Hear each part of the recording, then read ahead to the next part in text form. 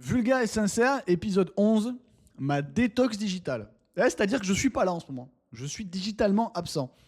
Bon, pas de YouTube, pas de Spotify, parce que la détox digitale, en réalité, c'est moi qui me distance des applications comme Instagram et TikTok, qui sont celles qui me permettent de gagner ma vie. Et je vais vous expliquer pourquoi. Alors, pour ceux qui suivent ce podcast régulièrement, vous n'êtes pas nombreux et je vous remercie, mais c'est ça qui fait que le podcast est bien d'ailleurs, qu'il n'y a pas beaucoup de monde. Vous avez vu qu'il y a eu un upload de loupé samedi. J'ai pas posté parce que justement, je suis en détox digital. Mais deux choses. La première, c'est que je pense que pour la continuité du podcast, c'est bien que je fasse celui-ci, là, cette espèce de hors-série où j'explique la détox digitale, parce que c'est pas par abandon du podcast que j'ai pas posté, mais bien parce que je suis off digitalement. Et aussi, j'ai besoin d'exprimer ce que je passe, ce moment que je traverse en pleine détox digitale, mais sans justement passer par le canal Instagram et TikTok, qui est celui dont j'essaie de me distancer justement. Donc la solution pour moi, ça a été de me foutre sur la terrasse d'un café et d'écrire ce texte que je vais vous lire sur Notion. Et au lieu de le poster en story, le mettre sur Instagram, peut-être que je le ferai plus tard, pour justement continuer à alimenter ces plateformes-là, eh bien, je vais vous le lire là sur YouTube, puisque après tout, le podcast s'appelle Vulgaire et sincère. Donc quoi de plus sincère que de vous dire exactement ce que j'ai sur le cœur. Sans transition, je vous lis mon texte sur la détox digitale et je vous remercie de m'avoir écouté. À l'avance, tu vois. Ma détox digitale. Instagram a modifié mon cerveau. Je suis en détoxication digitale depuis quelques jours. C'est un peu bizarre de dire ça pour un créateur de contenu parce que c'est comme c'est grâce à Internet que je gagne ma vie. Être en détoxication digitale, ça revient un peu à se couper de tout ce qui rapporte de l'argent. Oui et non. Parce qu'avec Internet, les vidéos, le sponsoring, on a une latence financière. Vous cessez de poster, mais vos vidéos tournent quand même pendant ce temps. D'ailleurs, parenthèse, je ne suis pas là depuis plusieurs jours sur Instagram et j'ai quand même pris 1000 abonnés. Donc preuve que le truc tourne tout seul. Tout seul, c'est quand même moi qui ai posté des vidéos, mais ça tourne. Si vous êtes prévoyant, vous pouvez même faire du batch filming et préenregistrer des semaines de posts à l'avance et personne ne se rendrait compte que vous, en réalité, vous avez disparu. Mais je ne suis pas comme ça. Je ne suis pas assez prévoyant. Aussi, je suis incapable de filmer un truc, de le finir et d'attendre des plombes avant de le poster. Ça me brûle les doigts. Il faut que je le mette en ligne, sinon j'y pense en boucle. Maintenant, j'ai chaud, j'ai enlevé mon sweat. Hop là. Un silence technique. À la radio, ça passerait pas du tout, ça. Mais je ne suis pas comme ça. C'est d'ailleurs un des effets passifs de ce que les réseaux ont fait à mon cerveau, le besoin de gratification immédiate. Avoir un retour direct de mes productions, savoir le plus vite possible ce que les gens pensent de ce que j'ai filmé. C'est fou parce que ça n'a pas toujours été comme ça. Au début, je filmais par passion pure. Mais petit à petit, les applications rentrent dans votre tête, vous habituez aux réactions, aux likes, aux stats, et avant même que vous vous en aperceviez, vous réfléchissez à l'envers. Au lieu de vous demander qu'est-ce que j'aimerais dire dans cette vidéo, vous vous demandez qu'est-ce que les gens vont penser. Ou encore pire, qu'est-ce que je dois dire pour que la vidéo marche. Et c'est là que ça part en couille. Parce qu'on produit du contenu pour des raisons qui sont beaucoup moins cool. C'est ce qui donne aujourd'hui naissance à des dérives incessantes. Tout le monde cherche la lumière à n'importe quel prix et fait en sorte de poster les trucs les plus extrêmes pour susciter des réactions.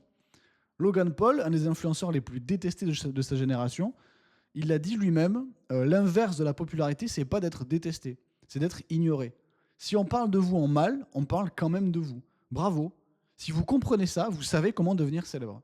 Soyez bruyant, faites-vous remarquer, ça va beaucoup plus vite que d'être intelligent. Pour info, Logan Paul, c'est le mec qui s'est filmé avec un corps dans une forêt pendue. Donc un mec qui s'est suicidé, il s'est filmé à côté de ça. Il s'est filmé en train de taser des rats crevés. Il a entubé sa communauté sur le Bitcoin, un truc comme ça. Il fait des polémiques comme ça. Tous les ans, il y a une polémique. Il réexplose, les gens parlent de lui, et le mec, il est multimillionnaire. Parce que personne ne l'ignore. Vous voyez ce que je veux dire ? Bref, je dérive, venons-en au sujet. Il y a un oiseau qui vient de se poser sur le rebord de mon ordinateur alors que j'écris ces phrases. Parce que ce texte, je l'ai écrit à la terrasse d'un café, si vous suivez. Et mon premier réflexe, ça a été d'attraper mon téléphone pour le filmer. L'oiseau a pris peur et il s'est envolé. Ce qui vient de se passer là, c'est l'exacte métaphore qui explique à quel point les réseaux ont cramé mon cerveau. Ça fait 6 ans que je poste sans relâche, tous les jours. Des milliers de vidéos à mon actif. J'ai documenté la dépression, le sport, la nutrition, les réflexions, les difficultés, l'argent, la vie privée, la sexualité. En fait, j'ai fait de ma vie une sorte de source permanente d'inspiration pour mon contenu. C'est génial parce que tant que tu vis et que tu fais des trucs, tu as de la matière pour produire. Mais peu à peu, c'est ça qui fout la merde. Parce que je me rends compte durant cette détoxication digitale que ma vie est devenue performative. Comme si elle était un sujet d'expérimentation. Comme si j'étais à la fois l'acteur qui joue son rôle et en même temps le mec qui tient la caméra. Et aussi le mec qui décide quelle séquence on coupe, on garde et quelle séquence on jette. Pour que vous compreniez ce qui se passe, il faut que je vous explique comment ça marche. Il n'y a pas 5 minutes, mais vraiment, qui se passent sans qu'une pensée du genre, ça, je peux en faire du contenu, me traverse l'esprit. Absolument tout est transformable en story, en story time, en POV. J'ai dû faire un énorme effort lorsque j'ai commencé le surf, après avoir déménagé, pour ne pas m'en servir comme une source de contenu. Et pourtant, je l'ai quand même un peu fait. Quelques stories, story time par ici, une vidéo en combi par là, une vidéo avec la planche pétée, c'est pas grand-chose. C'est pas grand-chose, mais ça suffit. Ça suffit à déclencher un esprit analytique qui décortique, optimise et questionne. Prends ton téléphone, filme ta planche, filme tes abdos, filme la plage, raconte ta progression, fais-en du contenu. Et avant même que tu t'en aperçoives, tu pars à l'eau pratiquer cette nouvelle passion avec la tête pleine de calculs de comment ce que tu fais peut te rapporter quelque chose. Comment cette nouvelle passion peut être monétisée, montrée aux yeux de tous. Comment tu as intérêt de progresser vite au cas où un mec qui t'a vu en vidéo te voit surfer en vrai. Comment tu dois incarner cette nouvelle identité pour en faire un joli réel sur Instagram. C'est maladif. J'ai réussi à empêcher cette obsession de venir tout dégueulasser dans ma pratique du surf. Parce que je savais que, une fois divulguée et pervertie, cette passion allait changer. De plaisir, elle allait devenir pression. D'échappatoire, elle deviendrait prison. Et d'apprentissage, elle deviendrait évaluation. Une évaluation de mon niveau, de mon identité, de mes choix. Le truc, c'est que tout dans ma vie est déjà une évaluation. Ce que je bouffe, ce à quoi je ressemble, mon taux de graisse, mes muscles, mon âge, l'argent que je gagne, tout est du contenu. Donc forcément, tout a une unité de mesure. L'impact d'une story avec une bonne lumière et les abdos sortis n'est pas le même qu'une story avachie avec une lumière blafarde. C'est un fait. Et même si on essaie de s'en détacher, le cerveau apprend, enregistre et corrige. Et se dirige vers ce qui marche. Et voilà le problème, on corrige mais on ne sait pas qu'on le fait. On module et on adapte notre vie pour les résultats qu'on veut obtenir. Et sans qu'on s'en aperçoive, on ne vit plus par spontanéité, mais par calcul. J'ai la voix qui tremble presque tellement ça me touche. J'en viens au cœur du problème. Sur ces dernières années, je n'ai plus été capable d'éprouver de la joie, pure et simple. Parce que cette joie est systématiquement écrasée par la pensée « quel contenu puis-je en tirer ?» Je n'ai plus été capable de boire un café au soleil sans vouloir en faire une putain de story. Je n'ai plus été capable d'entreprendre quelque chose sans déjà calculer ce que je pourrais en tirer sur Instagram. En fait, j'ai été spectateur de ma vie. Et ça peut sembler bénin, ne pas être un problème, mais à l'intérieur, ça m'a vraiment rendu malheureux. Parce que j'ai commencé à chercher des moyens de ressentir quelque chose, comme si quelque chose en moi était cassé, comme s'il y avait une vitre entre moi et mes émotions. Je reprends l'exemple de l'oiseau. Je vivais un moment unique. Le monde se connecte à moi. Cet oiseau se pose ici, et j'avais l'opportunité de vivre ce petit spectacle privé. D'être présent dans l'instant. Mais mon geste vers le téléphone l'a fait fuir. C'est tellement lourd de sens. Depuis combien de temps je cours après le bonheur, après la présence, après l'instantanéité, alors que c'est juste là devant moi, mais c'est systématiquement gâché par ce putain de réflexe. Combien d'instants j'ai ruiné en voulant systématiquement en tirer quelque chose. Ce que cette détox m'apprend, c'est pas juste arrêter de scroller. Parce que je vais vous avouer un truc, mon vice, c'est pas ça. C'est pas scroller. C'est d'être toujours le mec derrière la caméra et jamais le mec qui vit l'instant. C'est de pas savoir être présent. Et parlons justement du présent. Ces derniers jours, j'ai passé mon temps à surfer, à jouer aux jeux vidéo et c'est tout. Des vraies vacances. Pas comme quand j'étais en Thaïlande en décembre dernier, en novembre dernier, et où je filmais tous les jours. Je bossais sur mon e-book tous les jours. Et au final, j'ai plus charbonné tout le long du voyage que je charbonnais quand j'étais à Toulouse, où j'étais censé d'ailleurs travailler davantage. Mais là, c'est différent. Je ne sais pas si vous avez déjà joué à Skyrim, mais vous savez qu'on peut utiliser la fonction voyage rapide dans le jeu, pour foncer d'une mission à une autre, pour vite traverser la map et avancer le plus vite possible dans l'histoire. Pour la première fois depuis longtemps, je ne m'en sers pas autant. Je traverse la map à pied avec mon personnage, je laisse l'univers du jeu m'engloutir.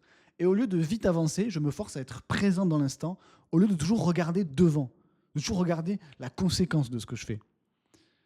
Du côté physique, je ne vais plus à la salle, du tout. C'était pourtant le pilier de mon identité pendant longtemps sur Internet. Mais ces quelques jours m'ont poussé à me demander « qu'est-ce que tu veux le plus ? Qu'est-ce que tu veux vraiment lorsque les caméras sont éteintes et que tu n'as de compte à rendre à personne ?» Et la réponse c'est « je veux surfer. Je veux être dans l'eau. Je veux progresser. Je veux devenir meilleur. Quitte à voir mon physique fondre. » Et bizarrement, lorsque je me reconnecte à mon désir profond, le narrateur externe apprend à fermer sa gueule. Parce que oui, arrêter la muscu, c'est accepter de perdre du muscle. C'est accepter de se détacher de la validation d'Internet. Et c'est de fait apprendre à ne pas vivre par procuration. Ne pas vivre pour ce que ça peut te rapporter. Et soyons honnêtes, c'est pas comme si je passais de la muscu au canapé. Le surf, c'est un sport intense et complet, et même s'il ne me fait pas devenir baraqué, il me gardera probablement en très bonne santé. Je vois ça comme un équilibre maintenant. Surf à fond la caisse 6 mois sur 12, et quand arrive l'hiver, je repars à la salle et je serai un peu moins dans l'eau. Mais c'est sûr, ça clash avec mon identité. Ça sort du contexte muscu que j'ai pourtant adulé pendant si longtemps. Mais si je le fais pour les autres, et pas pour moi, c'est pas l'identité, c'est du travestisme. Ces derniers jours, je vous le dis sincèrement, j'ai été dans un oscillement, d'un côté entre bonheur pur, retour au corps, présence, et de l'autre côté, une peur viscérale. Parce que si je m'éloigne petit à petit de cet instinct de survie de créateur, que je dois tout filmer, est-ce que mon avenir sur Internet est compromis? Est-ce que je vais perdre la main? Oublier comment on fait pour être visible? Est-ce que mon entreprise va s'écrouler? Est-ce que les gens vont m'oublier? Ce sont des questions qui sont légitimes mais qui sont pourtant complètement illogiques.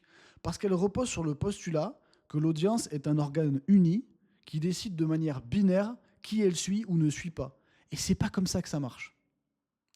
Quoi que je fasse dans le futur, peu importe la direction que prend ma création de contenu, il y aura des gens pour aimer et il y aura des gens pour détester. Il y aura des gens qui diront « il a changé » et d'autres qui diront « moi je préfère maintenant ». Mais surtout, et comme toujours, je ne suis pas le centre du monde. Les gens, ce sont des individus, chacun d'entre eux avec leurs problèmes, leurs croyances, leur parcours, et ils ne me doivent ni leur attention, tout comme je ne leur dois pas mon identité. Je pense que quelle que soit la direction que prend ma vie maintenant, ce sera une direction qui est mienne. Pas parce qu'elle vend davantage, pas parce qu'elle est plus instagrammable, mais parce qu'elle représente mon désir profond. J'ai presque 33 ans et j'ai plus envie de manger X pour ressembler à X parce que ça marche sur Instagram. J'ai envie de manger X parce que j'aime manger X et parce que manger X me fait me sentir bien. Et ça, peu importe ce qu'Instagram en pense. Le truc le plus ouf, c'est que ça va sûrement pas changer grand-chose en plus. Parce qu'au final, je n'aspire pas à de grands changements. Je veux juste réapprendre à habiter une existence que j'ai trop appris à observer de l'extérieur. Alors j'apprends. Quand mon cerveau me crie filme, faisant du contenu, rentabilise, je lui dis non. Parce que certains instants ne sont magiques que parce qu'ils sont vécus, pas parce qu'ils sont documentés. Je garde mon téléphone dans ma poche quand je vais à un concert. Je le laisse dans la voiture quand je vais surfer. Je le mets en mode avion quand je joue à la console. Tout est filmable, mais ça ne veut pas dire que je dois forcément le faire. J'aime créer du contenu, j'aime prendre la parole, j'aime gueuler, j'aime être vulgaire, j'aime plaisanter, j'aime poster, mais je n'aime pas que tout ça ait pris l'ascendant sur ma capacité à être présent dans la vie. Donc j'apprends.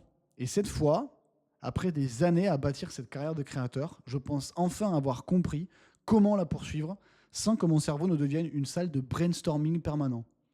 Si ce que je vous dis résonne un tout petit peu et que vous avez l'impression de vivre un truc similaire, éloignez-vous de votre téléphone. Je pense que ça peut aider.